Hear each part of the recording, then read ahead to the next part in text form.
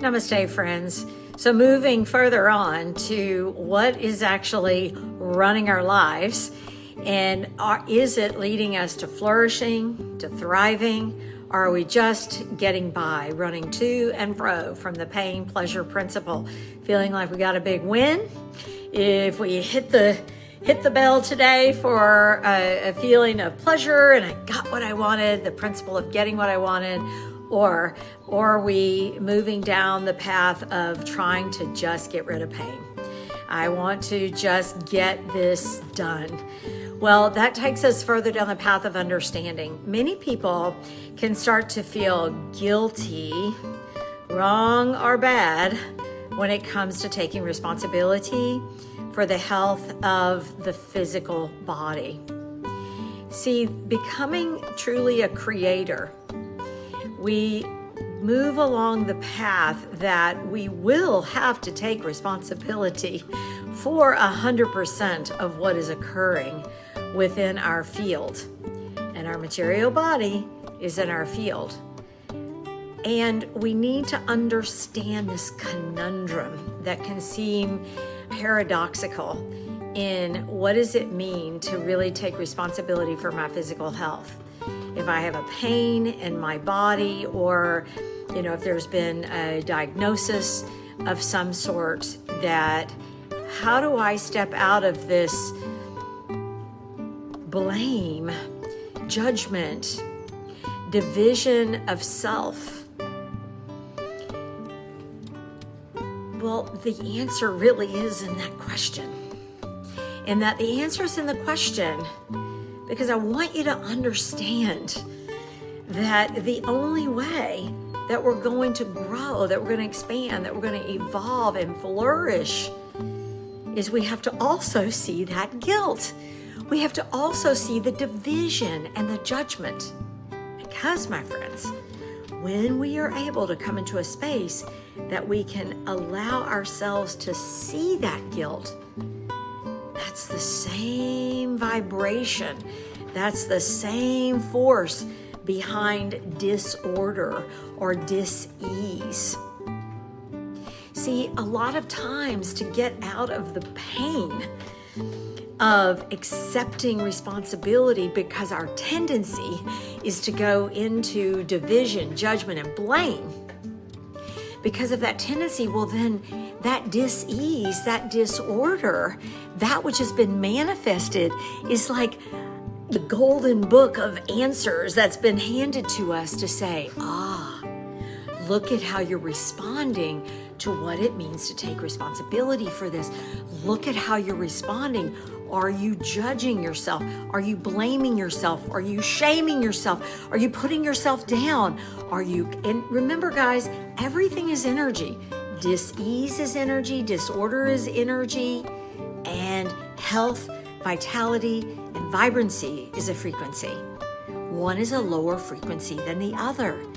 One is a much more disordered vibration leading to a lower frequency, or one is a more stabilized vibration that leads you to a higher frequency of vision.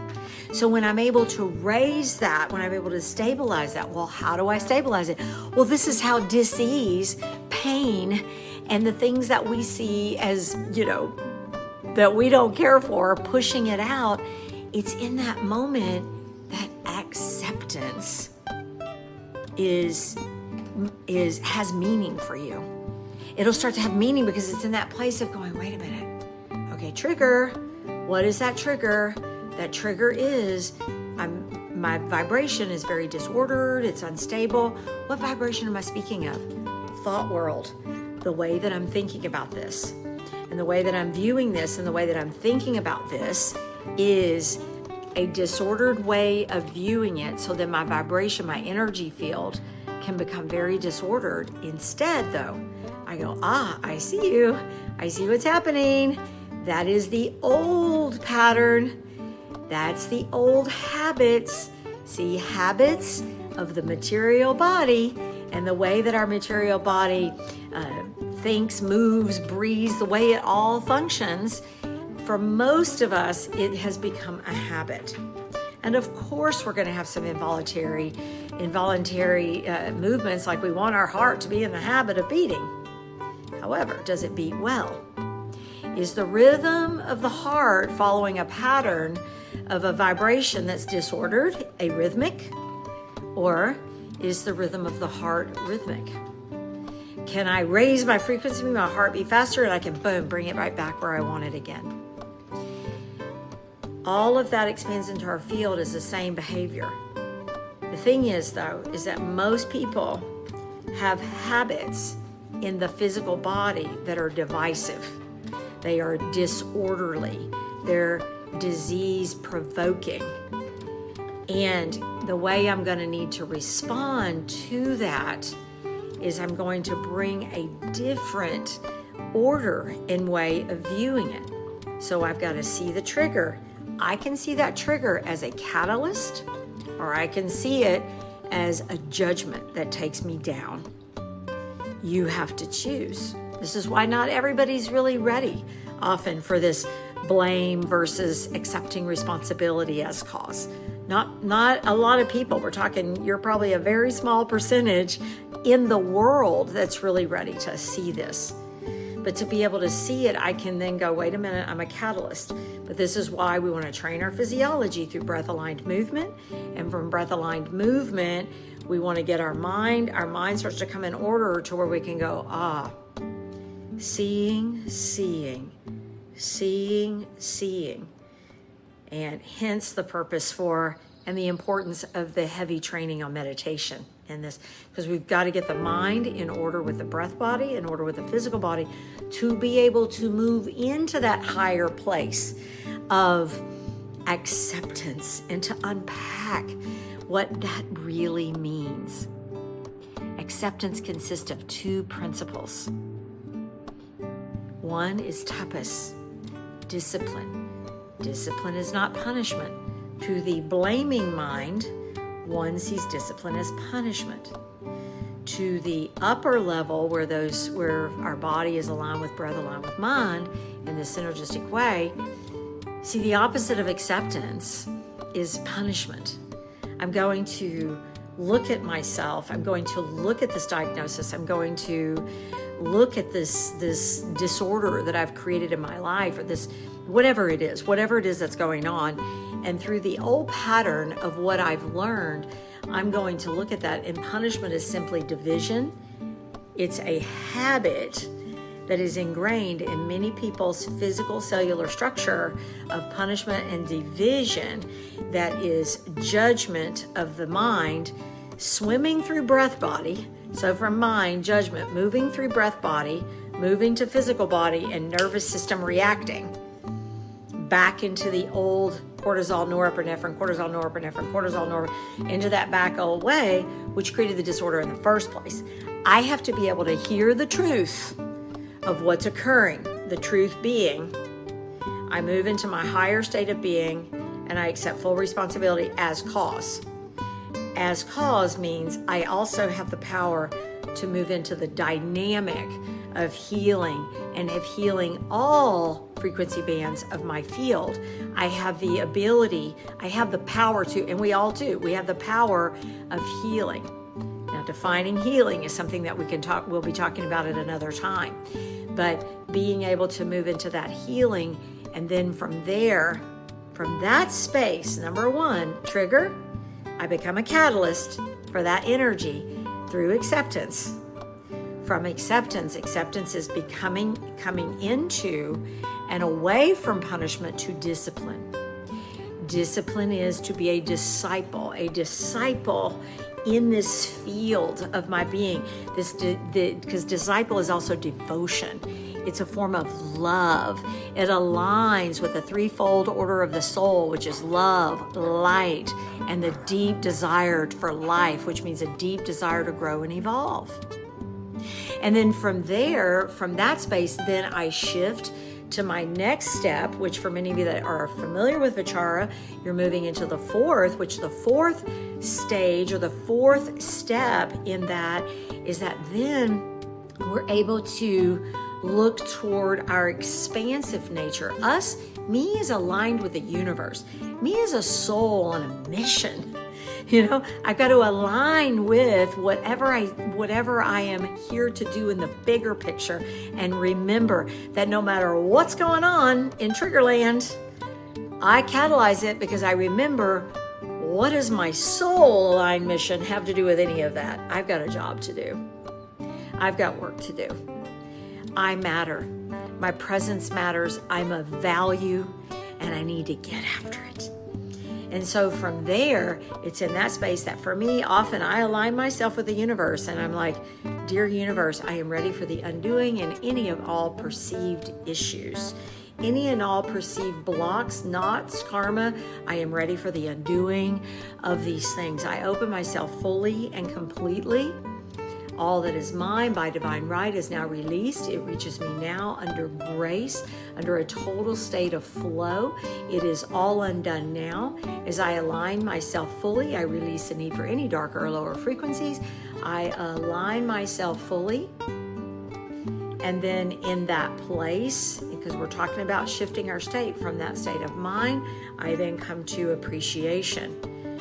I need to appreciate, value, and through that, I increase my worth as I perceive it to myself. All right, my friends, you can do this. There's always more, but we need to work with each step with love, with an open heart, with deep forgiveness and mercy. And really what we're accepting and what we're having mercy for is this human being that has a spirit of innocence within us that is there, that is pulsing, that is always vibrantly alive. And we are aligning with that and having empathy for this human journey, having empathy for the fact that we're a walking bag of nerve endings that are gonna experience pain. And we're gonna experience pain when it comes to getting out of our comfort zone. I will not grow without pain. I will not step out of my comfort zone without pain. To move into and from this concept of self I've been carrying around for however long, to move into the next step or the expanded concept of self, it's gonna be uncomfortable. And for that, my friends, my brothers, my sisters, we are in this together. It has been said that as we interact with one another in communion and with deep love and with edified minds of staying focused on our mission, the groups that come together, our group, this container, this community, we are all walking each other home to the truest nature of our being, arm in arm to the truest nature of our being, that spirit of innocence, the spirit of love that we all are. Lean into each other. Share your questions after these or your comments. Lean into one another. You are surrounded by a group of edified minds that are all seeking to remember their own innocence. We're all dealing with these same pains. We're all dealing with the fact that we screw up sometimes. We screw up. Our human nature will screw it up sometimes. We will mess it up. Because we want to really see that the human aspect of our being has an innocence in him, in her, in them. That is the instrument, the vehicle to which you learn mercy. You learn love by up-leveling the relationship with yourself, up-leveling the relationship with all aspects of your being and all aspects of your consciousness. We must invite one another because we're all in our own galaxy, right? And so with that, it expands out and we become this beautiful multiverse of possibility. Because you know what? When we're doing that, we're living aligned with the very mission of the universe, of the multiverse. Our soul, our very being, the very highest nature of our being, even lying beyond beyond this experience of soul, even beyond. Our nature is to expand, is to be the love we are, to be the light that we are, and to live the desire to expand into life. This is the threefold order of the soul: love, light, and life. Love, light, and life. I believe in you. I believe in you as I believe in my own self, capital S self. I know where I'm headed, and I know where we're all heading. You've got this. Stay the course. Remember, go back to courage activation again and again, especially as you start moving into this flourishing step of moving beyond surviving to thriving, to flourishing, because to see the trigger requires courage. It requires our ability to see it and not judge it, not divide from it, not shame, but to catalyze it, to catalyze and to raise it to where you can transmute it into a vision of something that is real. It's like moving from the base of the mountain to suddenly elevating yourself to the peak.